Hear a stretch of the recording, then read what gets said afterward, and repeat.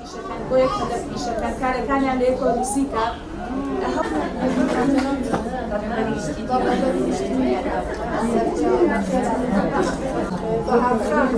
بسم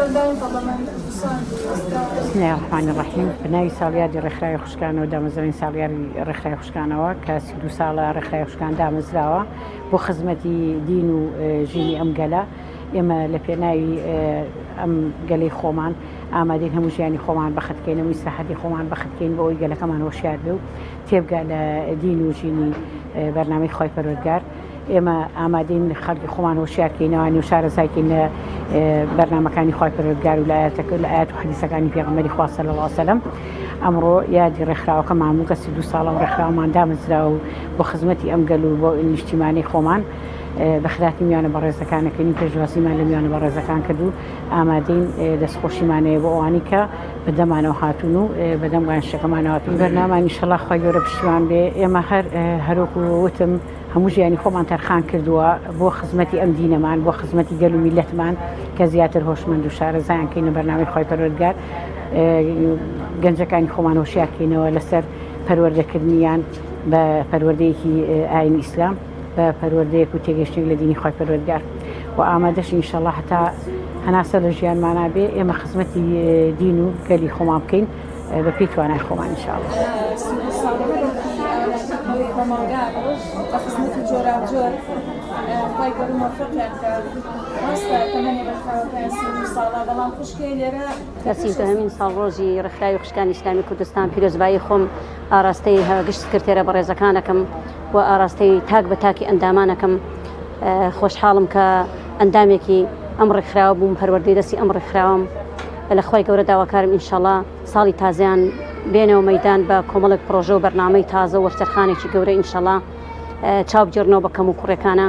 بەڕاستی گرنگی کاری ڕێکخراوەیی بە تایبەتی سا لە هەرێمی کوردستاندا گرنگی و تایبەتمەندی خۆی هەیە، چونکە کاتێک لە ڕێکخراوێکە ئیشەکەی ئەتوانی بە کەمترین کات بە زووترین کات کۆمەڵێک کار و چالاکی ئەنجام بدەیت و ئینسان مرۆڤەکان تاکەکان گەنجەکانمان ئەتوانن لە کاری ڕێکخراوە بەڕاستی توانە و تاقەکانیان بتەقێنرێتەوە. کۆمەڵێک ئێمە خەڵکانێکی زۆرمانەیە کە خاوەن بەهرەی باشن، خاوەن بەهرەی جوانن، خاوەن پرۆژە و فکرن، بەڵام کاتێک لە ڕێکخراوەکانی نازانن چۆن ئەم توانایان ئەم بەهرانیان چۆن پێشکەش بە کۆمەلگا بکەن. بەڵام کاتێک لە ڕێکخراوە کە ئیشەکەی تۆ ئەتوانی بەهۆی ئەو ڕێکخراوە بە پاڵپشتی ئەو ڕێکخراوە بتوانی ئەم بەرنامەی خۆت، ئەم پرۆژەی خۆت، ئەم بەهرە و توانە و تاقی خۆت بتەقێنیتەوە. بەڕاستی کاری ڕێکخراوەی سوودی زۆری هەیە. ئەگەر تەماشای ژیانی پێغەمبەری خواکەین صلی الله علیه وسلم ژیانی هەر هەمووی بریتیوە لە ڕێکخستن لە ڕێکخراو، لە تەنزیم، لە سیاست. کە دڵین ڕێکخراو کە دڵین ڕێکخستن مەبەستمان لە سیاستیش ئەگرێتەوە. سیاست بۆمانە ناشیرنەی ناکە ئێستا پێشکەش بە کۆمەلگا کراوە بەو سیاستە جوان و پوختەی، بەو سیاستە شەرعی کە پێغەمبەری خوا صلی الله علیه وسلم پێشکەش بە مرۆڤایەتی بە کۆمەلگای کردووە کە کاری پێغەمبەران صلی الله علیه و خوان لەسەر بێ هەمووی بریتی بۆ لە سیاست و لە ڕێکخستن و لە بەرنامە داڕشتن و لە پناندانان.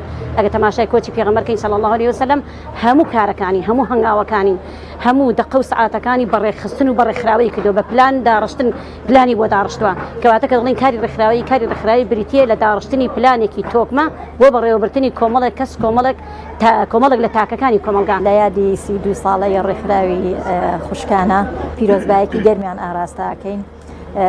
ڕێکخراوی خوشکان یەکێکن لەو ڕێکخراوە چالاکانەی کە پێکەوە کاری هاوبەشمان هەیە لەگەڵیانە. دیارە پرسەکانی ئافرەتان ئەمڕۆ وەکو پرسێکی جیهانی کە بە زۆرەها شێوە کار ئەکرێت بۆ پرسی ئافرەتان. هەندێک جار ئەم کارانەی کە ئەکرێ لەبەر ئەوەی کە بنەمایەکی تەندروست و فکرێکی تەندروست ئاراستەی ئیشکردنەکە ناکە، هەندێک جار ئافرەت بەلاڕێیە ئەبڕێ. بۆیە زۆر گرنگە ڕێکخراوەکانی خوشکان کە بە باگراوندێکی ئیسلامی، چونکە ئێمە ئەزانین کە ئیسلام وەکو ئاینێکی مەزن کە چەند بە ڕاقیترین ئەتوانین بڵێن فکر و ئایدیادا ئەندرێت کە مافی ئافرەت تایە بەرجەستە بووە. بۆیە ئێمە بەو باگراوندە ئیسلامیە ئەتوانین خزمەتێکی زۆر باش بە ئافرەتان بکەین بە ئاراستەیەکە کە هەم خزمەت بە ئافرەتان خۆی بکەوە هەم خزمەت بە کۆمەڵگا بکە. ئێمە لەگەڵ ئەم ڕێکخراوە کاری هاوبەشمان زۆرە.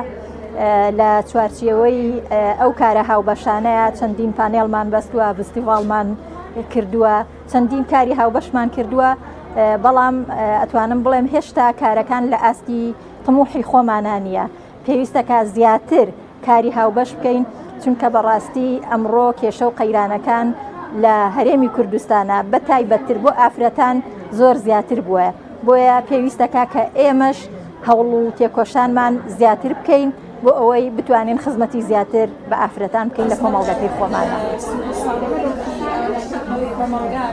بە خزمەتی جۆراوجۆر خی گەورە موفقیان کرد ڕاستە تەمەنێ بەخاوەکەیان 32 ساڵە بەڵام خوشکەی لێرە لە پێش